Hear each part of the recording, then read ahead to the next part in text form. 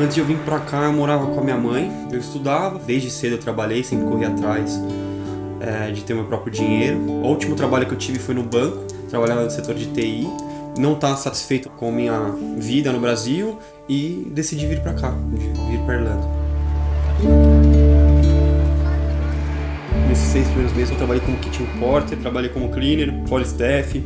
Como são trabalhos difíceis, entendeu? Você aguenta por um tempo, mas 5, 6 vezes na semana, toda semana, você começa a desanimar. Então não era uma coisa que eu estava afim de ficar fazendo pro resto da minha vida. Eu queria um trabalho na minha área, que é marketing. Tentei buscar, mas uma pessoa na minha condição, estudante, jovem, sem um networking grande aqui na Irlanda, era muito difícil.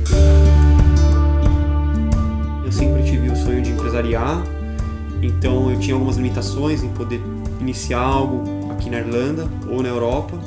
Uma pessoa qualificada e com um passaporte europeu, ela tem muito mais possibilidades. Se ela for uma pessoa com objetivo profissional interessante, ela consegue aí atingir por volta de 5 a 7 mil euros por mês de salário. Então o passaporte dá essa possibilidade de igualdade para o brasileiro junto ao europeu.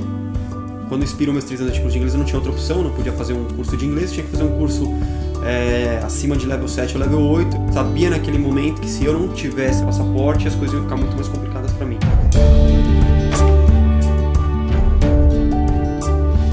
Sempre soube que eu tinha a possibilidade de passaporte italiano, porque minha avó é italiana, ela é viva. Ela chegou quando ela tinha uns 10 anos de idade, 10 a 15 anos de idade, com a minha bisavó Ida Capelletti e meu bisavô. Minha família tem todos os documentos dela, certidão de nascimento, tem a RNE, que é a certidão de não naturalização. Aí eu comecei a pesquisar advogados que faziam o procedimento na Itália. Entrei em contato com o Marco, passei para ele meus documentos, eram poucos documentos, porque é a minha avó, então era a certidão de nascimento dela, documentos dela, minha mãe e eu. Então foi bem simples e posteriormente eu fui para a Itália, fui para a Reggio de Calabria. Durante o processo eu estava um pouco apreensivo, mas eu estava confiante ao mesmo tempo, porque meus primos têm a cidadania, eu tinha a questão do meu visto, que iria se expirar, não poderia ficar ilegal, então, lógico, você fica um pouco apreensivo, mas eu estava confiante. O primeiro e-mail que eu recebi foi da não renúncia.